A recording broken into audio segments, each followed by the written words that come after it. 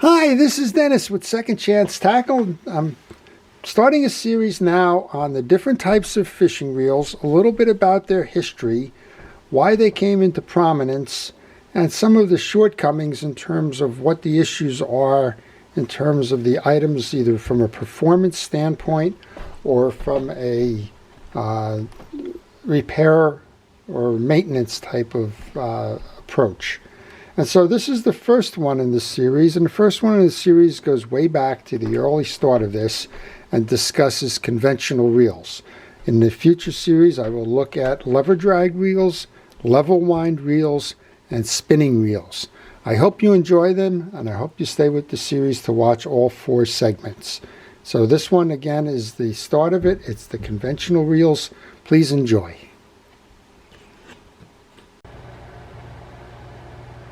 Hi, this is Dennis with Second Chance Tackle, and today we're actually doing a couple of different parts of a series that looks at fishing reel types and common failure points. And I'm starting out with one of the oldest types, which is simply a conventional reel by today's standards. It was probably called a boat reel at the time. And fishing reels, when they first got going in the 1800s, were very simple pieces. As a matter of fact, a lot of them, this is probably the oldest reel I have, a lot of them were simply made of wood, and that's what this one is. This one was called the center pin reel because it has one pin through the center. It has a single piece spool with the handles mounted right to the spool, and you simply gathered your line by turning the spool while this is anchored on a piece of brass on the other side of a piece of wood that's been machined. Right? So when modern manufacturing came along, this one is a reel that was made 100 years ago. This is a Meiselback tripod, and I chose this one because the factory wasn't far from where I live in Newark, New Jersey, and that's what it's stamped on the bottom here. It's stamped Meiselback Brothers, Newark, New Jersey. Well, we know they moved the manufacturing of this reel to Ohio after 1922, so that's why I say this reel is 100 years old. But conventional reels in this form and fashion are very simple reels. A big gear drives a little gear, like this. A big gear drives a little gear.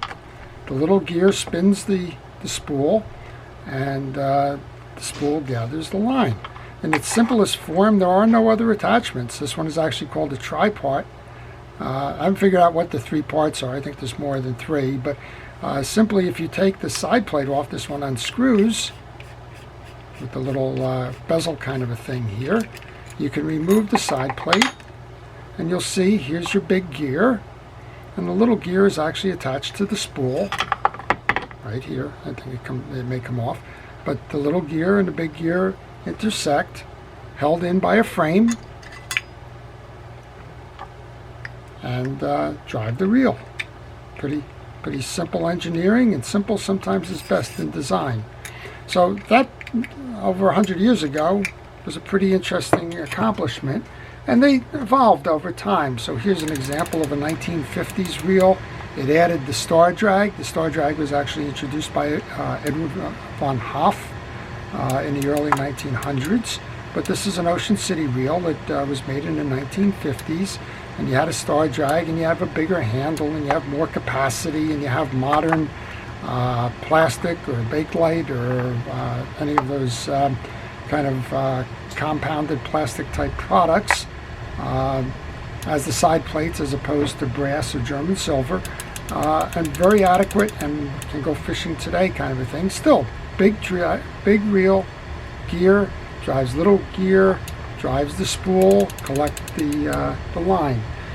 Doesn't matter what size. Here's a Penn Mariner, Penn 49, huge reel, right? They even get bigger with the Senators with the 12 and the 4.0s. This one adds an ability to override your anti-reverse, but the same idea. And then we'll stop with this one, the Jig Master, and we'll explain some of the things that go right or go wrong, but the same idea here.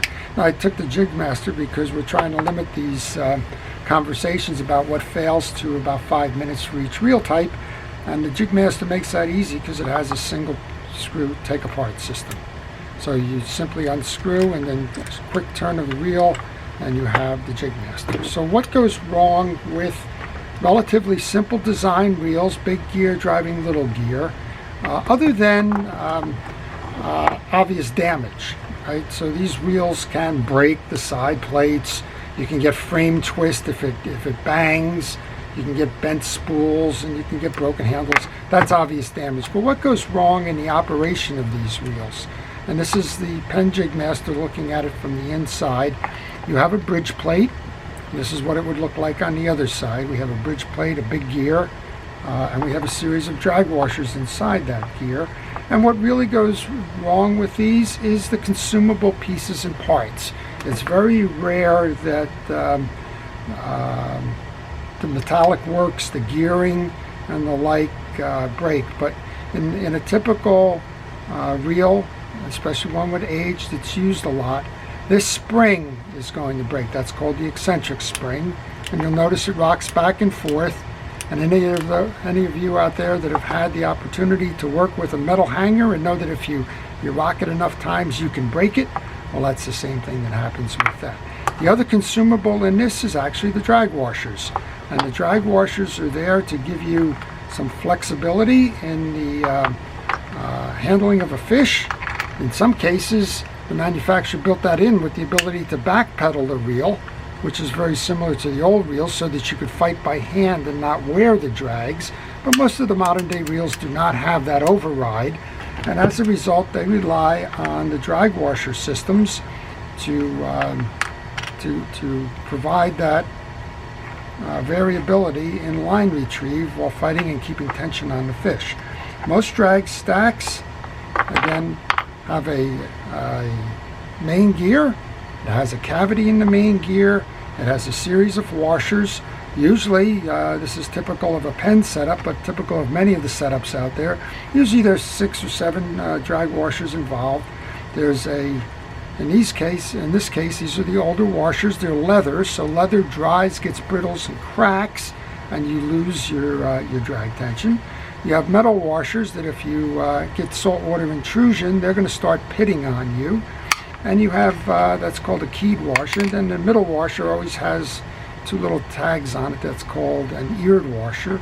And the drag system, we'll talk about that another day, how it actually works. But the consumable pieces and parts are the drag washers, and they do wear over time. So you want to make sure as you're maintaining a reel that you check your drag washers. I'm just going to put this back in the way they stack, they alternate.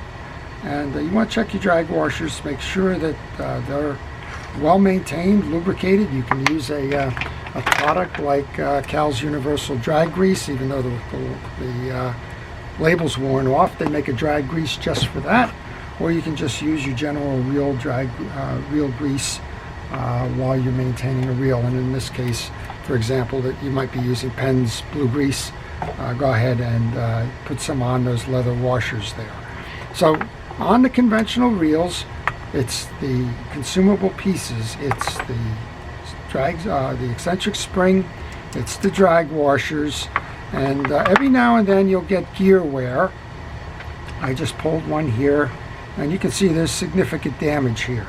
And that damage occurred over time. I'm not sure what caused it. That's not a one chance, got snagged on a rock, tried to pull it hard and stripped all the teeth.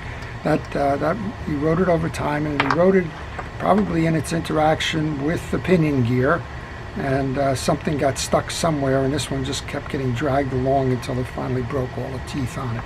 So when you're doing your reel repair on a conventional reel, you want to stop and you want to check all the teeth, make sure that they have good alignment, that they're not chipped, cracked, or broken.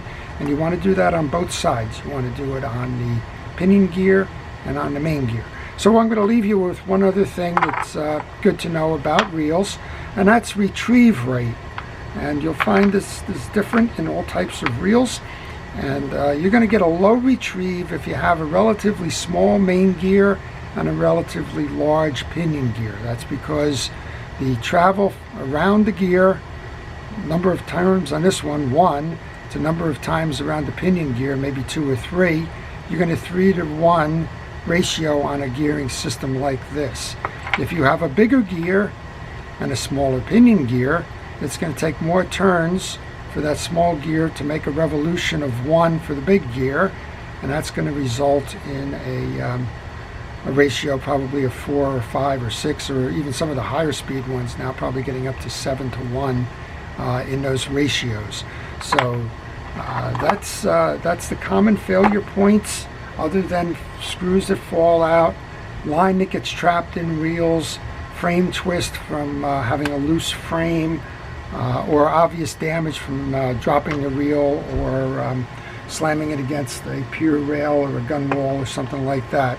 The obvious issues are in the expendables, the ones that you would expect to see go, like the springs and the drag washers, and all of that can generally be avoided by simply tuning your reels up on an annual basis, making sure that things like your drag washers are lubricated, cleaning out the dirt inside the reel, and taking care to make sure that the side plates are clean, the line is changed. You'll notice I don't have line on any of these reels. Line does deteriorate, so take care of that by cleaning out the lines, and that will keep you fishing for a long time to come.